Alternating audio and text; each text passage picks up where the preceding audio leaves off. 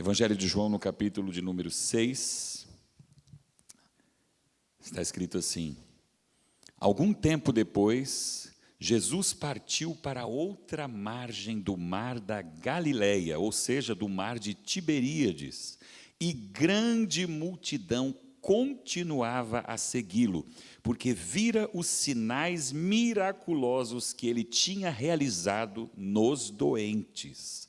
Então Jesus subiu ao monte e sentou-se com os seus discípulos. Estava próxima a festa judaica da Páscoa. Levantando os olhos e vendo uma grande multidão que se aproximava, Jesus disse a Filipe: onde compraremos pão para esse povo comer? Fez essa pergunta apenas para pô-lo à prova, pois já tinha em mente o que ia fazer.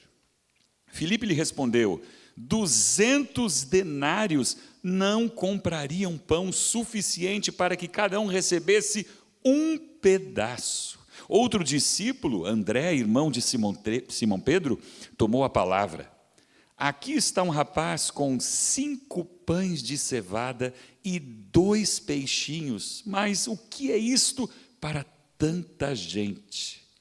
Disse Jesus: mandem o povo assentar-se. Havia muita grama naquele lugar e todos se assentaram. Eram cerca de 5.000 homens. Então Jesus tomou os pães, deu graças e os repartiu entre os que estavam assentados, tanto quanto queriam. E fez o mesmo com os peixes. Depois que todos receberam o suficiente para comer, disse aos seus discípulos: ajuntem os pedaços que sobraram, que nada seja desperdiçado. Então eles os ajuntaram e encheram 12 cestos com os pedaços dos 5 pães de cevada, deixados por aqueles que tinham comido. Depois de ver o sinal miraculoso que Jesus tinha realizado, o povo começou a dizer: sem dúvida, este é o profeta que devia vir ao mundo. Sabendo Jesus que pretendiam proclamá-lo rei à força, retirou-se novamente sozinho para o monte. Amém. Os céticos, quem são os céticos? Aqueles que não creem na palavra de Deus, que não creem que a Bíblia seja a palavra de Deus. E eles dizem que nessa ocasião Jesus estava aqui apenas incentivando aquele povo todo, aquelas milhares de pessoas que estavam ali, a compartilhar os alimentos que tinham. Então um tirou ali um pãozinho, o outro tirou um iogurte, o outro tirou uma Coca-Cola, e aí foram compartilhando, e aí no fim todo mundo comeu. Olha, ainda sobrou. Que maravilha! Então, segundo eles, isso aqui é um relato fantasioso, uma fantasia. Porém, esses céticos que dizem tudo isso, não estavam lá naquele dia. Estavam? Será que eles foram? Eles viram alguma coisa com os próprios olhos? Porém, quem escreveu esse relato que nós acabamos de ler, queridos, o apóstolo João, ele estava lá naquele dia. Em quem é que você prefere acreditar? Em quem viu? Em quem comeu do pão, comeu do peixe, distribuiu os pães e peixes? Ou em quem nasceu 2000 anos depois, não conhece as Escrituras, não conhece o poder de Deus, e diz: isso aí está tudo errado. Não foi assim, não. Não foi assim. Você estava lá? Não. Você viu? Não. Você conhece alguém que estava lá? Também não. Mas não foi assim, não. Assim são os céticos. E o milagre, que é isso que está escrito aqui, que foi um sinal milagroso, está no versículo 14. Foi tão grande que João diz que todo aquele povo, diante do que acabou de ver, diante do que acabou não só de ver, mas de tocar, de comer, eles decidiram que Jesus tinha que ser proclamado rei. Nós vamos proclamar ele rei, porque quem mais vai fazer uma coisa dessas? E, de fato, a multiplicação de pães e peixes para milhares de pessoas é o único milagre do Senhor Jesus que foi registrado nos 4 evangelhos. Mateus, que estava lá, registrou. Marcos registrou. Lucas registrou. João registrou. O único milagre registrado nos 4 evangelhos. Será que é uma ficção? Será que é uma história da carochinha? Ou é um fato? É interessante notar que há um detalhe que foi descrito apenas pelo apóstolo João. Por isso é que nós estamos usando esse relato do Evangelho de João. João é o único que diz de onde vieram os 5 pães e os 2 peixinhos que Jesus multiplicou para alimentar todo aquele povo. E João diz aqui que eles pertenciam a um rapaz, um jovem, que estava lá no meio. A Bíblia não diz o nome desse rapaz, como não diz o nome de tantas pessoas que aparecem em determinados textos bíblicos. Mas aquele lanchinho levado por aquele jovem, só para ele não ficar com fome, foi a matéria-prima para esse milagre extraordinário realizado por Jesus. Provavelmente, ele saiu de casa pela manhã, e as coisas eram longe naquela época. Eles estavam em um lugar deserto, longe da cidade. Você andava a pé, então tudo era demorado, demorava para chegar, demorava para voltar, e esse rapaz era precavido. Ele falou: opa, como eu não gosto de passar fome, eu, não sei se você gosta, eu vou levar um lanchinho. Talvez a mãe dele tenha preparado aquele lanchinho, talvez ele mesmo tenha feito, nós não sabemos. Mas essa foi a única preocupação daquele jovem. Ele não tinha ideia do que iria acontecer. Ele não tinha nenhuma ideia.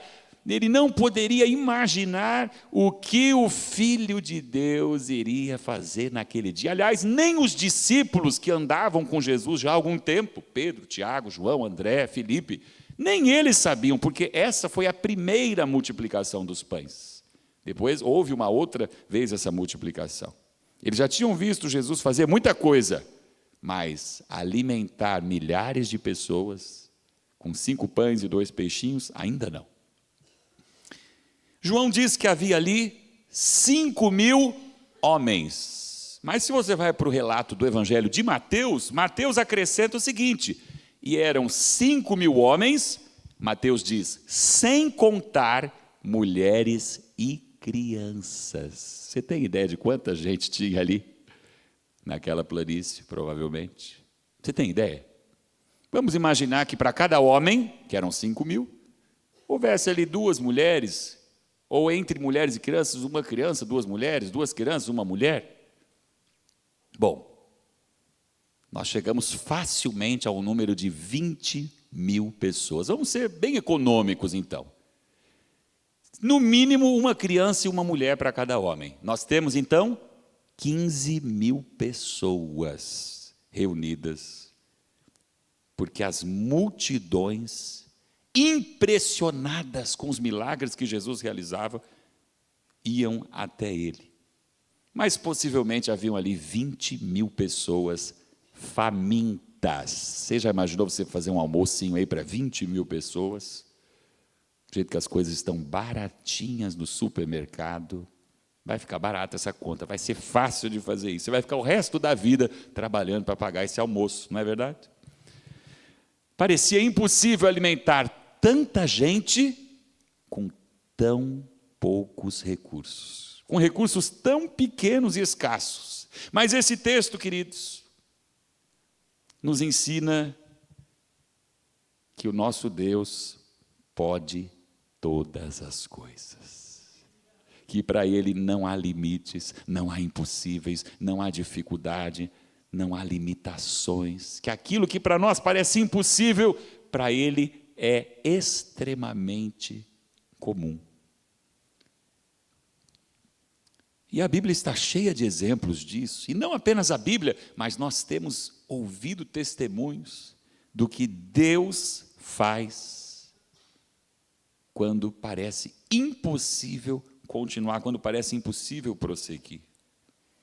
E eu quero, para que nós possamos aprender com esse texto nessa manhã, em primeiro lugar, nós aprendemos aqui que nós devemos nos lembrar do que Deus já nos deu, do que Deus já fez, porque diante de situações difíceis, no momento da crise, no momento de uma péssima notícia, no momento em que você recebe um diagnóstico ruim, que parece ser de morte, inclusive, as pessoas são vencidas pelo desespero. Elas dizem, não há o que fazer. Será que não há o que fazer? Elas perdem a perspectiva, a esperança, e o medo começa a dominar os corações, a mente. É nesse momento que a nossa fé é provada. Você não diz que crê em um Deus poderoso? Você não diz que crê que Deus pode todas as coisas? Pois é neste momento, quando você não pode fazer aparentemente nada, que a nossa fé realmente é provada. O que você está passando hoje, o que você está vendo, talvez no nosso país, as notícias que você está recebendo, podem fazer você pensar de que chegamos ao fim da linha, de que não tem mais jeito. Naquele dia havia milhares de pessoas famintas, sem comida, sem dinheiro, como era o padrão. Então, se você pensa que é só você que vive sem dinheiro, não é só você. Num lugar deserto, ainda que tivessem dinheiro, se alguém tinha ali alguns trocados, também não dava para comprar comida. E a Bíblia diz também que já começava a escurecer, isso está relatado em outros evangelhos também.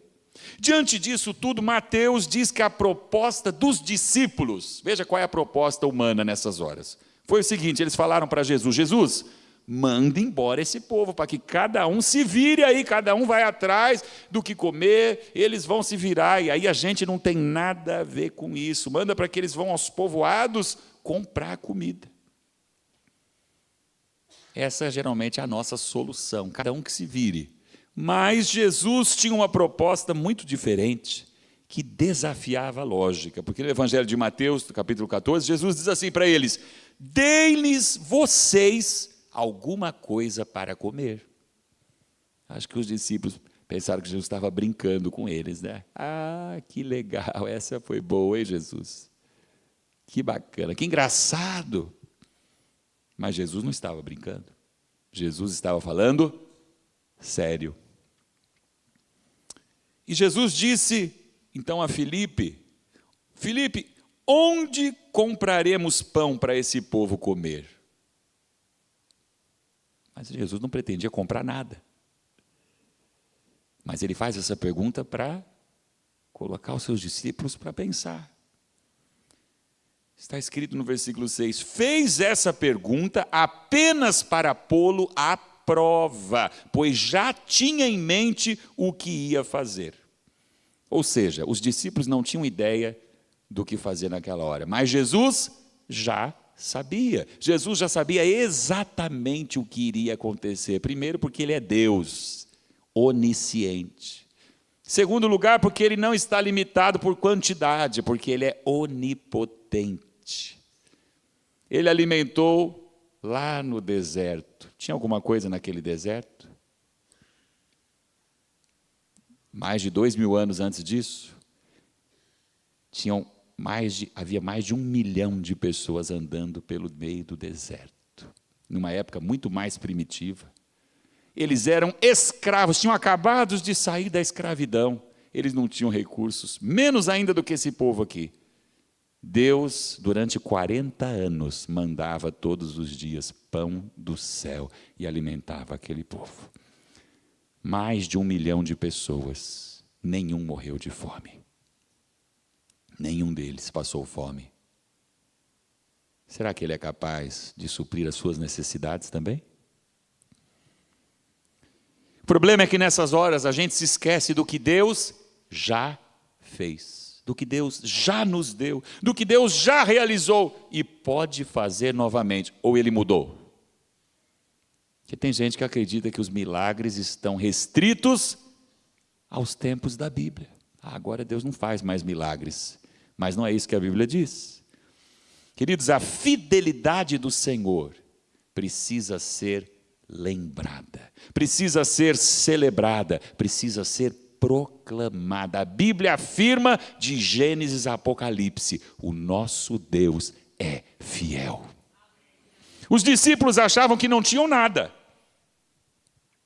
No entanto, antes daquela multidão se reunir, antes do dia começar, talvez lá de madrugada, quando aquele rapazinho saiu de casa, o Espírito de Deus já estava trabalhando.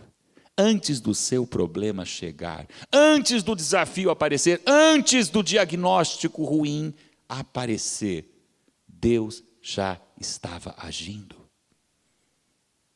Ele não foi pego de surpresa. Ele não foi pego de surpresa pela crise econômica, seja ela municipal, regional, nacional, internacional, mundial. Deus já havia dado para um jovem todos os recursos necessários para suprir as necessidades de 20.000 pessoas naquele dia. O que mais Jesus precisava para alimentar 20.000 pessoas?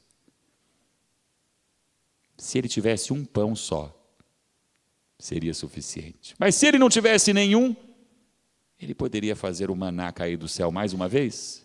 Poderia. Às vezes a gente diz: eu não tenho nada, agora não tem jeito, eu não tenho nada. Mas na verdade Deus já deu algo a você. Deus já nos deu a sua provisão.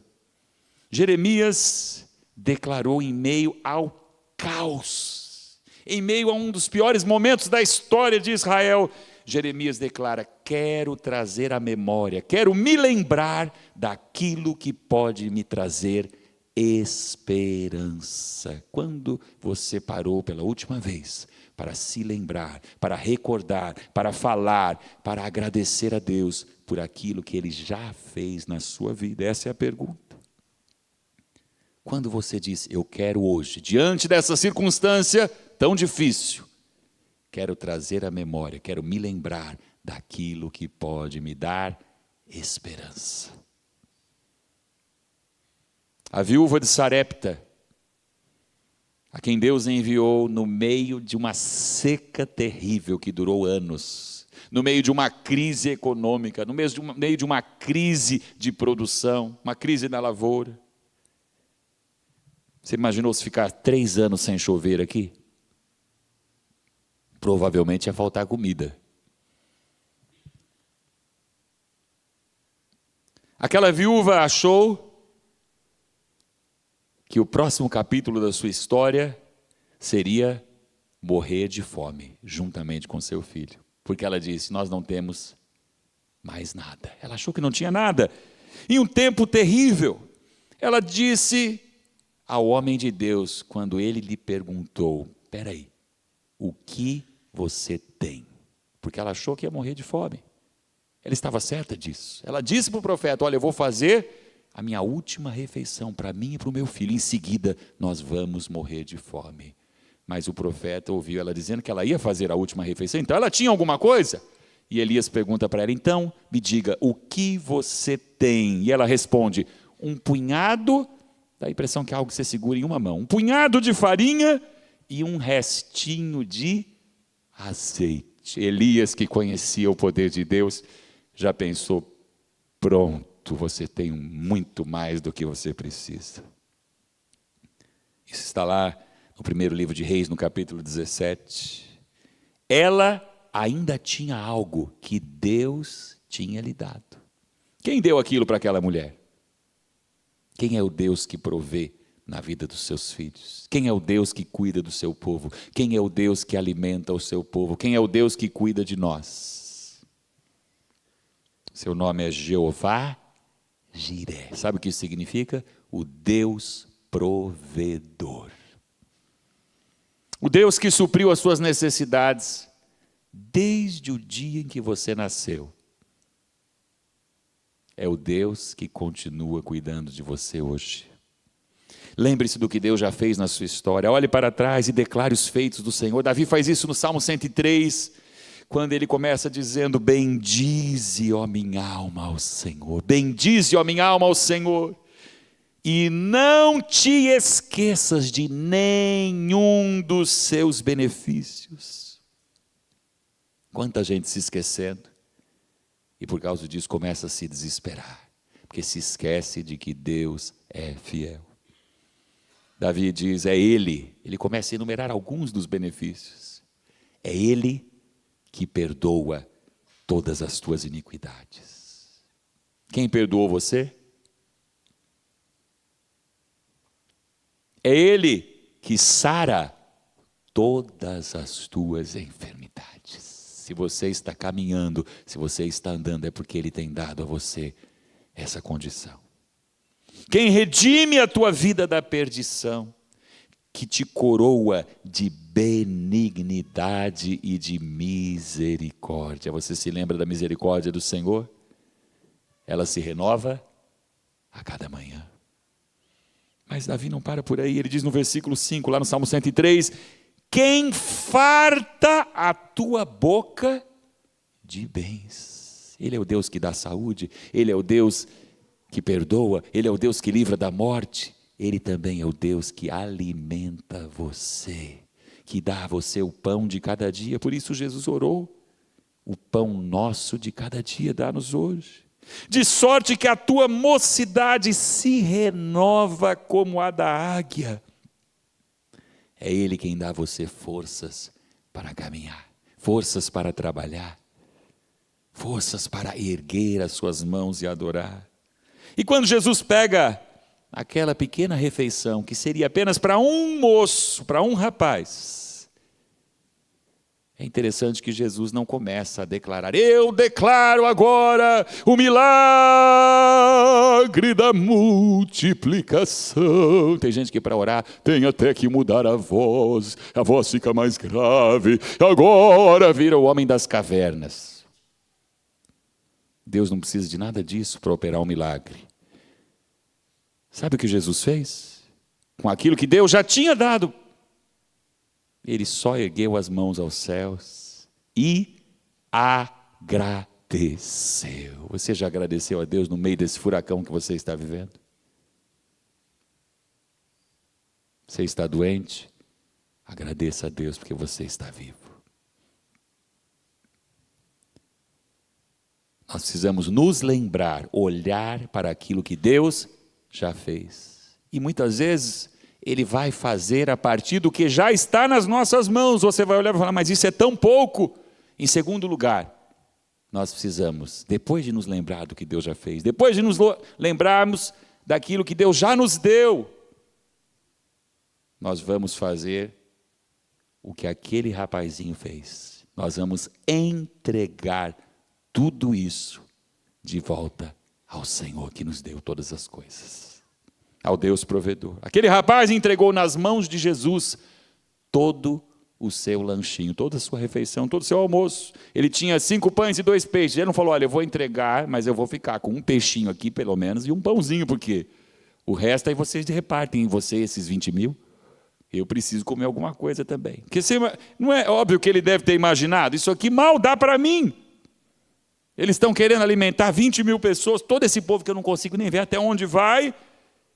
Eu vou ficar sem nada e eles também vão ficar com fome do mesmo jeito. Ele poderia ter retido, mas Deus operou o milagre a partir daquilo que aquele menino tinha. Por isso não diga, eu não tenho nada. Você tem algo que Deus já deu a você.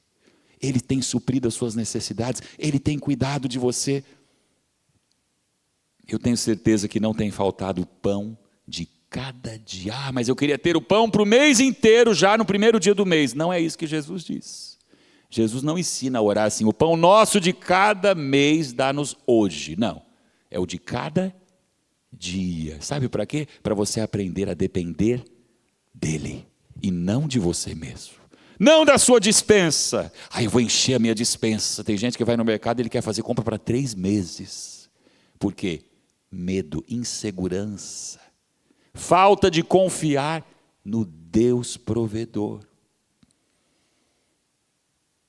Mas quando a gente reconhece que tudo o que a gente tem é dádiva, é dom de Deus, é presente de Deus, é graça do Senhor, Então nós não temos nenhuma dificuldade em falar: Senhor, tudo que eu tenho é teu. Eis aqui o que eu tenho nas tuas mãos. Será que Deus está precisando dos nossos recursos? Ele precisava daqueles 5 pães e dos 2 peixinhos? Deus não precisa de nada. Deus não precisa de nenhum dos seus peixinhos, de nenhum dos seus pãezinhos. Aliás, Paulo diz em Atos do capítulo 17 que Deus não é servido por mãos humanas, como se ele precisasse de alguma coisa. Mas então por que nós temos que entregar tudo a ele? Tudo. Porque a Bíblia nos ensina a entregar tudo. A Bíblia diz que tudo pertence a ele. Deus não precisa que você seja dizimista. Deus não precisa que você oferte. Deus não precisa que você ajude as pessoas. Deus não precisa de nada. Quem precisa é você. Nós é que precisamos entregar, para que nós não sejamos dominados pela avareza, que é pecado. Deus pode suprir as necessidades da igreja dele da forma que ele quiser. Eu não vou dar nada, eu quero ver se essa igreja vai ficar de pé. Deus está dando risada da sua cara. A igreja é dele. Mas nós precisamos aprender a repartir. Aquele jovem poderia dizer: não, isso aqui eu trouxe para mim, e se eu comer, está ótimo. Eles não pensaram, por que eles não se prepararam para vir? Do jeito que eu me preparei, eles podiam ter se preparado. Tem gente que pensa assim. O egoísta, o avarento. Mas nós precisamos aprender a nos desapegar das coisas passageiras. Porque eu tenho certeza que depois de obedecer, depois de entregar tudo ao Senhor Jesus, aquele jovem comeu muito mais do que 2 peixinhos, do que 5 pãezinhos. Ele pode ter comido 10, 15, ele comeu. A Bíblia diz que a multidão comeu até ficar saciada, satisfeita. Ninguém ficou com fome. O que a Bíblia ensina, queridos, é que quanto mais nós damos, quanto mais nós abençoamos, mais nós recebemos e mais abençoados nós somos. Nosso Deus é um Deus generoso. E Ele quer que os seus filhos sejam generosos. O profeta Elias também fez uma proposta que parecia absurda àquela viúva. Sabe o que ele disse para aquela mulher? Que falou: olha, eu vou fazer a última refeição, vou comer com meu filho e vou morrer. Ele falou: tudo bem, mas faz o seguinte, viúva. Primeiro faz um bolo para mim, depois você faz um para você e para o seu filho. Esse homem é louco. Esse homem é louco. Ou ele vê o invisível, que para as pessoas que não têm Jesus também é ser louco. Esse homem é louco, ou ele tem fé em um Deus que pode todas as coisas. Quem é você? Mas sabe o que ele continua dizendo? Vai, faz um para mim primeiro, e depois você vai fazer um outro bolo para mim e para o seu filho. Pois assim diz o Senhor, o Deus de Israel: a farinha na vasilha não se acabará, e o azeite na botija não se secará, até o dia em que o Senhor Deus fizer chover sobre a terra. Aquele que fechou os céus e declarou: não vai chover, é o mesmo que abre as janelas do céu e derrama a maior abastança sobre aqueles que são fiéis a Ele, sobre aqueles que o amam, sobre aqueles que confiam nele, sobre aqueles que dependem dele. De quem é que você depende? Você depende dos políticos, dos governadores? Você depende do seu patrão? Ou você depende daquele que criou todas as coisas? Meu irmão, a Bíblia nos ensina que quando nós priorizamos o reino de Deus, o rei do reino é o responsável pela vida dos cidadãos do reino. O reino é dele.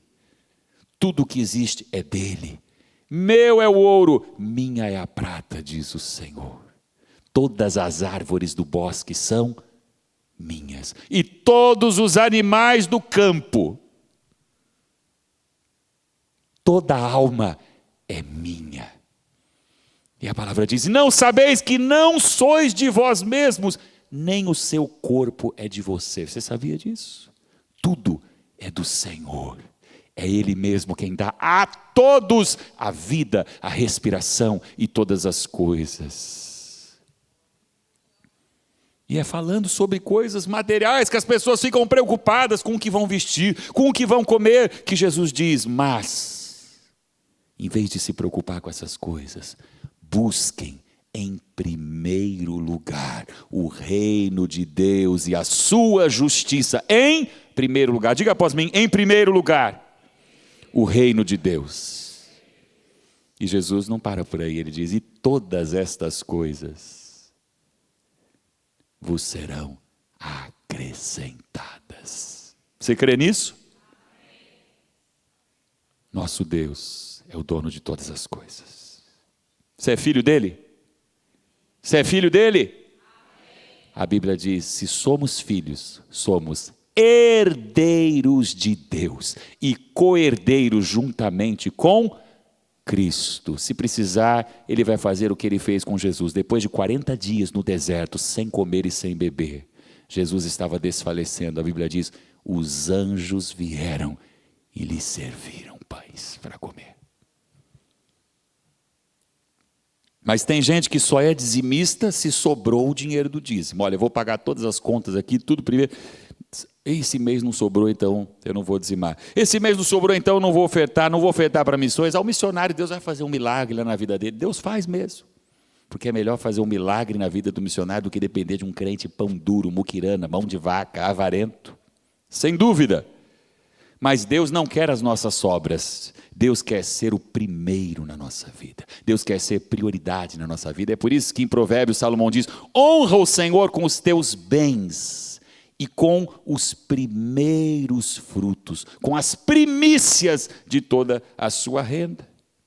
Quem não se rende ao Senhor por completo, em todas as áreas, inclusive na área financeira, não vai experimentar também a bênção completa de Deus. Você sabia disso? A Bíblia é clara sobre isso.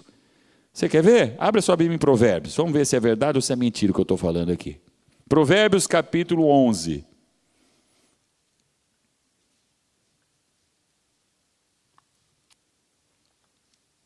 Versículo 24. Depois de Salmos está o livro de Provérbios. Provérbios 11, 24. Há quem dê generosamente. Repita comigo, generosamente. E vê aumentar suas riquezas. Outros retêm o que deveriam dar e caem na pobreza. Versículo 25. O generoso prosperará. Quem dá alívio aos outros, alívio receberá. Isso é uma lei que é reafirmada no Novo Testamento, a lei da semeadura e da colheita. Você quer colher o que você não plantou? Não há como colher o que nós não plantamos. A Bíblia diz, o que o homem semear, isto também colherá. Isso é um princípio bíblico, queridos. E nós não estamos falando só de dinheiro. Isso aqui vale para tudo. Tudo na vida. A Bíblia nos ensina a consagrar ao Senhor tudo o que nós temos. Tudo o que nós fazemos. Tudo o que nós somos. Você quer ver, por exemplo, Romanos capítulo 12?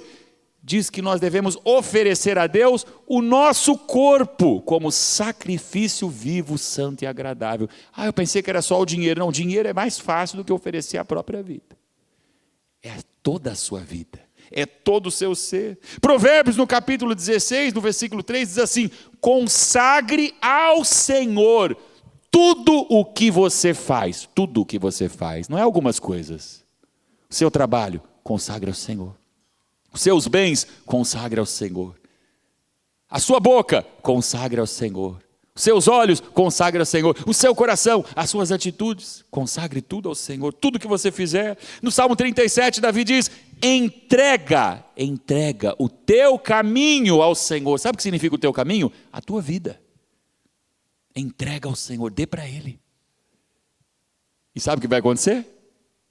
E o mais, ou seja, tudo Ele fará. Quando você entrega ao Senhor a sua vida, o que você tem, o que você é, o que você faz quando você consagra ao Senhor, como aquele jovem entregou nas mãos de Jesus.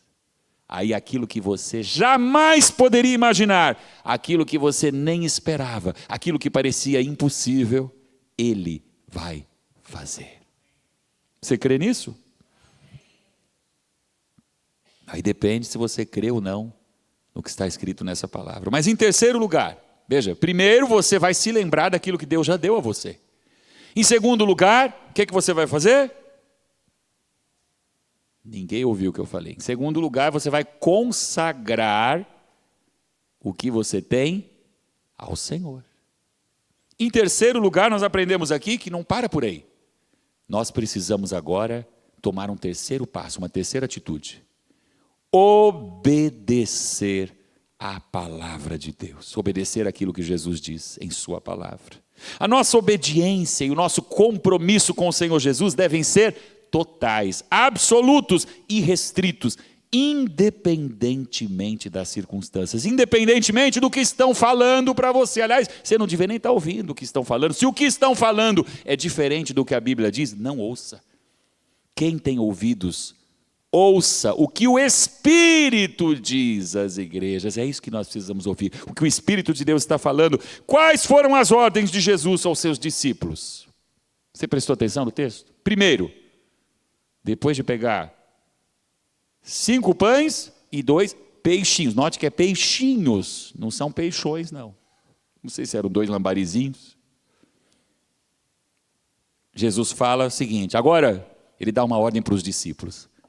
Mandem o povo se assentar. Por que a gente se assenta? Para comer. Agora, você pode imaginar essa ordem, os discípulos olhando aquilo lá, peraí, tem 5 pães e 2 peixinhos, 5 pães de cevada. O pão de cevada é o pão mais fraquinho. Porque o pão mais forte, o pão que tem mais substância, é o pão feito de trigo. Mas esse era o pão dos pobres, o pão do pobrezinho, o pão de cevada. O grão mais fraquinho, menos nutritivo. Era isso que havia ali. Mandem o povo assentar-se. Em segundo lugar, Jesus dá uma outra ordem. Distribuam os pães e os peixes para esses 20.000 que estão aí diante de vocês. Faz sentido? Vamos falar aqui, humanamente falando. Você olha, tem 20.000 pessoas, 5 pães, 2 peixinhos. Bom, vai ter que ser o quê? Um átomo de pão para cada um.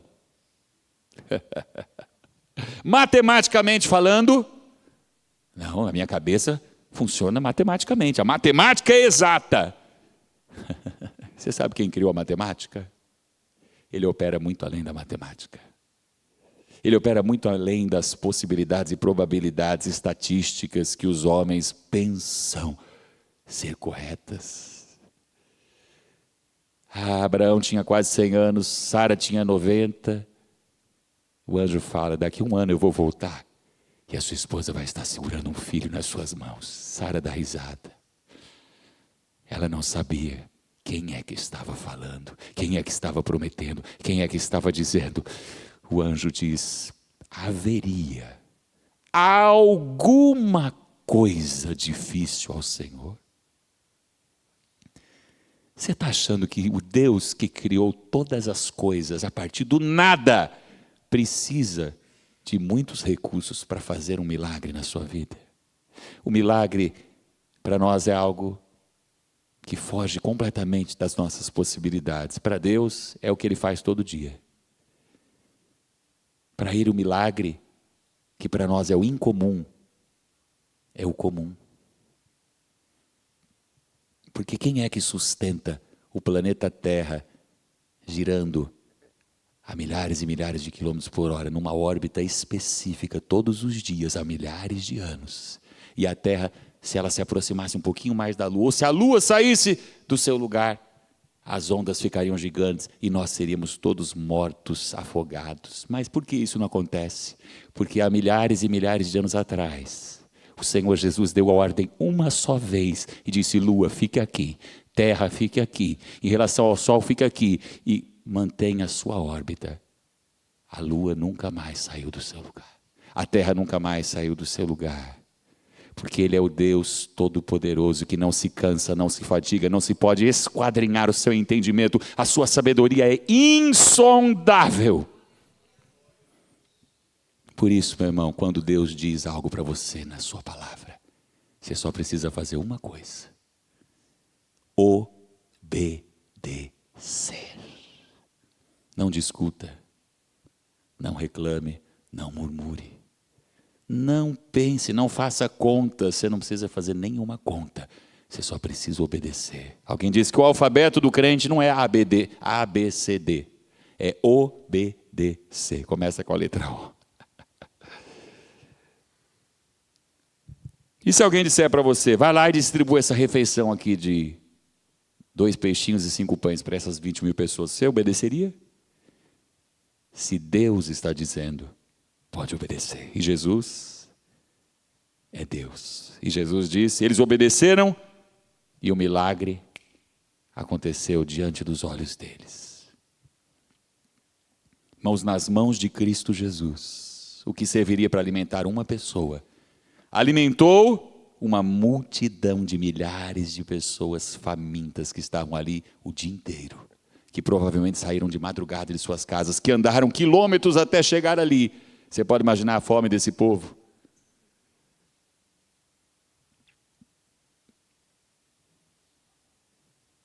Quando há uma ordem de Deus na sua palavra, a única coisa que nós precisamos fazer é obedecer, sem questionar, sem duvidar, e esperar que os resultados são por conta do Senhor. Ele diz, eu velo por cumprir a minha palavra. A palavra não é sua, não é minha. A palavra não é de homens, a palavra é do Deus Todo-Poderoso. Ele não é homem para que minta, nem filho do homem para que se arrependa. E ele diz, agindo eu, quem impedirá? Irmãos, quando nós obedecemos a palavra, o resultado é garantido pelo Deus da palavra. As estatísticas não importam, a ciência não importa, a matemática não importa. Por isso em Hebreus está escrito, retenhamos firme a confissão da nossa esperança, porque fiel é o que prometeu. As promessas dessa palavra estão firmadas na fidelidade de um Deus que é imutável. Os dons de Deus, está escrito, são irrevogáveis. O que Deus falou para Moisés parecia absurdo. Sabe o que Deus falou para Moisés? Um pastor de ovelhas, que passou 40 anos só fazendo isso, só cuidando de ovelhas no deserto. Moisés, agora é o seguinte, chega de cuidar de ovelhas.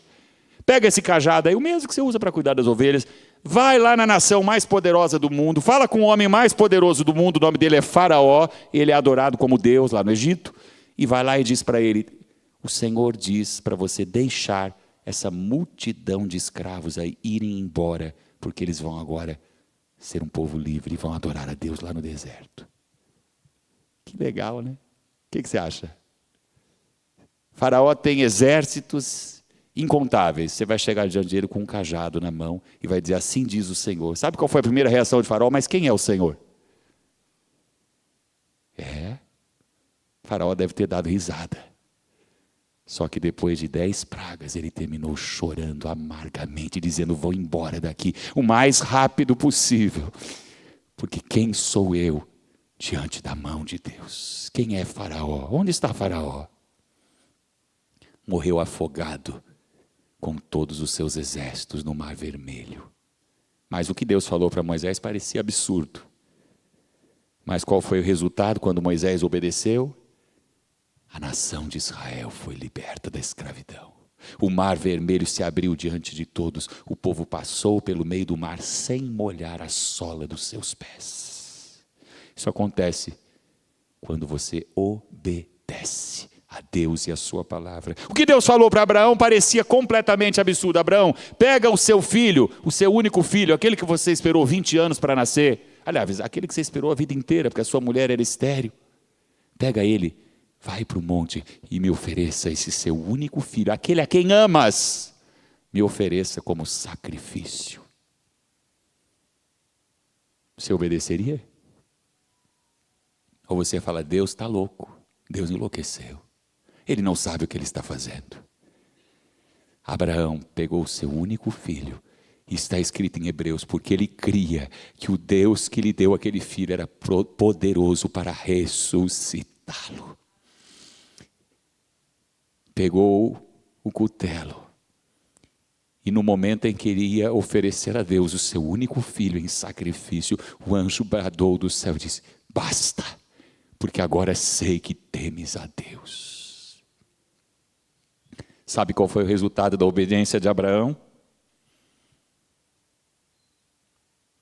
Eu, você, todos aqueles que foram alcançados por Cristo Jesus, porque Deus disse: em ti, Abraão, serão abençoadas todas as famílias da terra. A obediência tem frutos eternos. Abraão morreu e até hoje nós somos frutos da obediência de Abraão. Ele obedeceu, ele creu na palavra daquele que ele não via, mas a quem ele ouvia. Você pode crer nessa palavra, você pode obedecer essa palavra. Talvez você não esteja vendo, eu não estou vendo resultados. Fique tranquilo, Abraão nunca viu você, mas você é fruto da obediência de Abraão. Porque foi o descendente de Abraão, o Senhor Jesus, quem pagou o preço pela nossa salvação naquela cruz. O que Elias falou, por ordem de Deus, para aquela viúva, parecia completamente absurdo, sem nenhuma razão. Elias está maluco, Elias, você é louco, Elias, você está se aproveitando dessa viúva. Alguns iam dizer: não, eles têm um aproveitador. A mulher não tem onde cair morta, e ele está mandando ela fazer comida para ele. Veja, a nossa lógica muitas vezes não vai bater com aquilo que Deus está falando. Parece que Deus é irracional de vez em quando, não parece? Você fala: Deus, mas olha, o que os meus planos eram perfeitos, estava tudo dando certo, e Deus chega e faz assim: cadê os seus planos? Desapareceram. Deixe Ele estabelecer os planos dele, porque são melhores do que os seus. Você duvida disso? O plano da viúva: vou fazer um último bolo, eu e meu filho vamos comer e depois vamos morrer.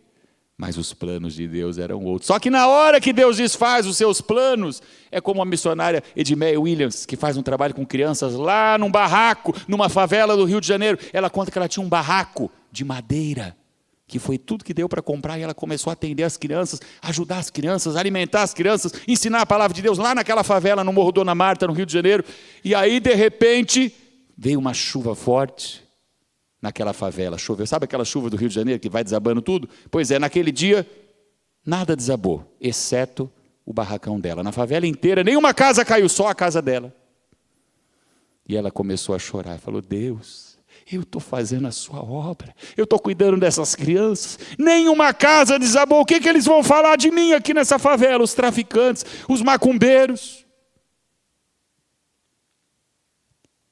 Deus enviou pessoas, enviou recursos, e construíram um baita de um prédio no meio daquela favela, onde tinha um barracão de madeira. Em poucos dias tinha um prédio construído de alvenaria, com toda a estrutura que ela precisava, que ela nem imaginava que um dia ela teria.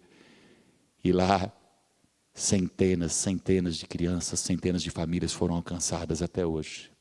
Mas para Deus construir um prédio, primeiro Ele tem que derrubar aquele barraquinho de madeira que você está apegado a ele. Aquela viúva: eu só vou fazer essa última refeição. Deus, deixa eu fazer essa última refeição para morrer depois. Não tira de mim a última refeição. Mas o que Deus tinha para aquela mulher era vida abundante. Às vezes você está apegado a bobagens, a coisas desnecessárias, e Deus quer dar para você e para a sua família vida abundante. Mas ela resolveu obedecer, contra todas as possibilidades, contra todas as estatísticas, porque o que parecia: bom, eu ia ter uma última refeição, agora eu não vou ter nem a última, eu vou morrer de barriga vazia. Mas está escrito: ela foi e fez conforme Elias lhe dissera. Ela obedeceu. E aconteceu que a comida durou todos os dias para Elias e para a mulher e sua família, pois a farinha na vasilha não se acabou, e o azeite na botija não se secou, conforme a palavra do Senhor proferida por Elias. Irmãos, obedecer é melhor. Sempre é melhor. Mas a gente é cheio demais. Deus, o Senhor não está vendo. A gente acha que Deus não está sabendo dos detalhes. Meu irmão, é o contrário. Você que não está sabendo dos detalhes. Nós é que ignoramos muitos e muitos detalhes. Ele sabe exatamente de tudo o que você precisa e tudo que é melhor para você, para a sua vida. Você duvida disso? E por último, o que nós fizemos até agora? Primeiro, nos lembramos daquilo que Deus já havia nos dado.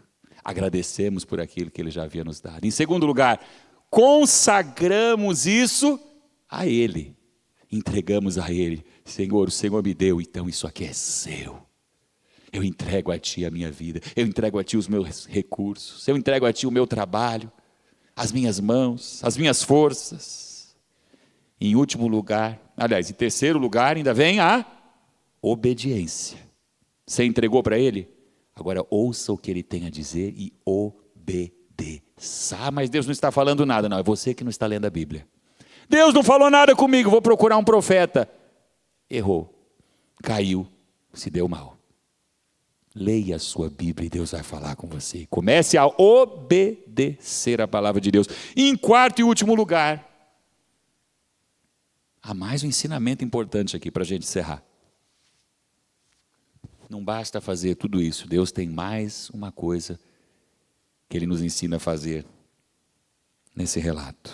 Em quarto lugar, não desperdice o que você recebeu de Deus. Jesus dá uma ordem claríssima aos seus discípulos. Depois de toda aquela multidão comer, se fartar, a Bíblia diz que ainda sobraram 12 cestos cheios de pães e peixes. Por quê? Porque cada discípulo saiu com um cesto, talvez com um pedacinho pequenininho de pão e peixe. Mas conforme as pessoas iam pegando e comendo e matando a fome, esse cesto ia se renovando. Aqueles pães e peixes iam aumentando e os cestos voltaram cheios, 12 cestos.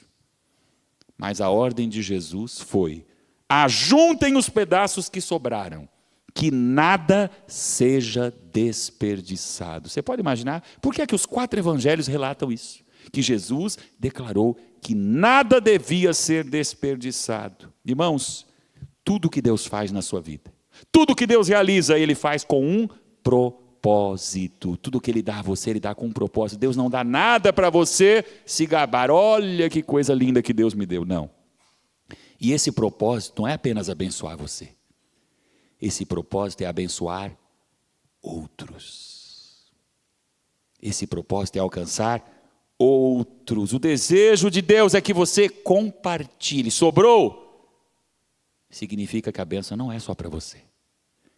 Significa que Deus quer que você abençoe, que você reparta, que você compartilhe, que você seja bênção. Porque Deus não abençoou Abraão só para ele ser abençoado. Deus disse para Abraão, que foi um homem riquíssimo: sê tu uma bênção. Sabe o que significa? Você foi abençoado, agora seja uma bênção. Abençoe, haja, compartilhe, ore pelas pessoas, testemunhe, fale de Deus, frutifique. Quando Deus dá a você um emprego, o propósito não é só encher a sua barriga, não é só você ter carro novo, o propósito é que você abençoe outros a partir daquilo que Deus deu a você. Quando Deus salvou você, o propósito não foi que você entrasse sozinho pela porta da graça, mas que você levasse outros junto com você, que você convidasse outros, que você abrisse os seus lábios para dizer para os seus vizinhos, para os seus amigos, para os seus familiares, para as pessoas que trabalham com você: o mesmo Deus que me salvou quer salvar você. O mesmo Deus que me amou ama você e quer resgatar você. Sabe o que João diz na continuação do capítulo 6? Está aí no mesmo capítulo. Depois que Jesus multiplica pães e peixes, depois que Jesus alimenta pelo menos 20.000 pessoas, no dia seguinte ele vai para a sinagoga lá em Cafarnaum, e Jesus prega um sermão em que ele declara: eu sou o pão da vida. Ele alimentou você, mas Ele não quer que isso pare em você.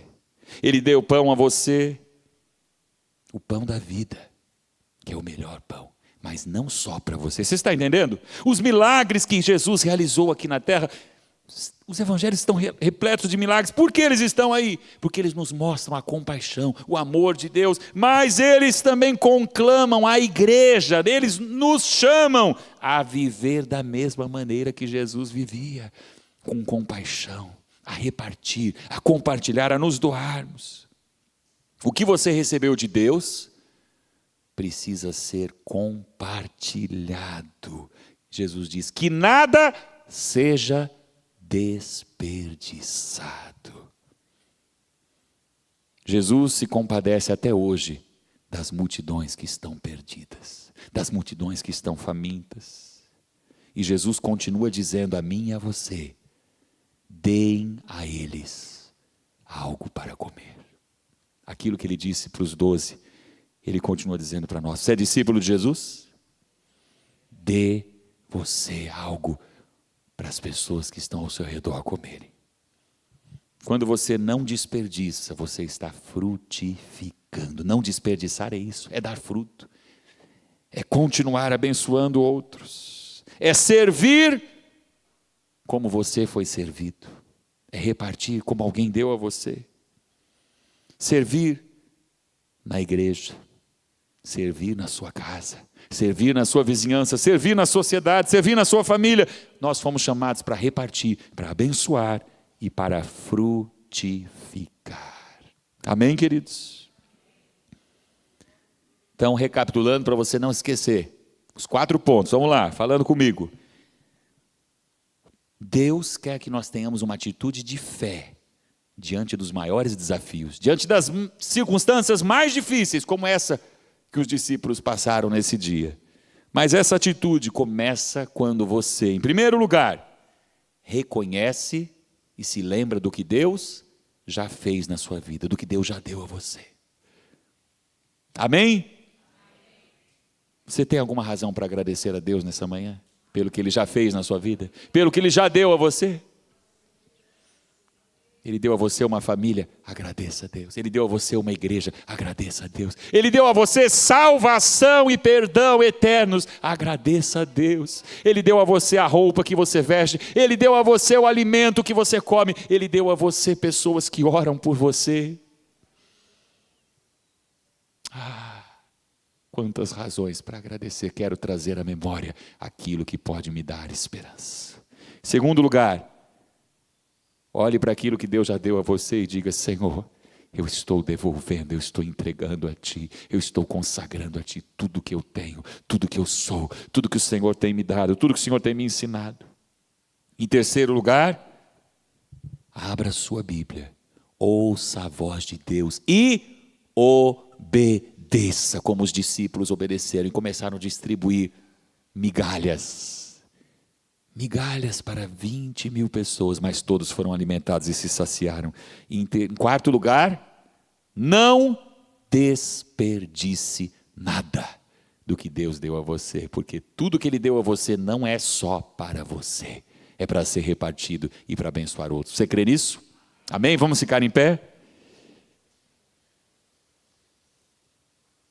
Ele é poderoso para fazer na sua vida, na sua casa, na sua despensa, na sua cozinha, infinitamente mais. Além do que pedimos, além do que pensamos. Feche os seus olhos, agradeça ao Senhor. Jesus pegou aqueles poucos pães e 2 peixinhos, ergueu as mãos, está escrito, e deu graças a Deus. Você pode agradecer a Deus porque Ele está suprindo as suas necessidades. Você pode agradecer a Deus porque não importa o tamanho da crise, não importa o que esteja acontecendo com esse país, nós somos cidadãos do reino dos céus, e no reino dos céus não existe crise. No reino dos céus nada falta. No reino dos céus há o pão da vida sempre presente, e Ele faz parte da nossa vida.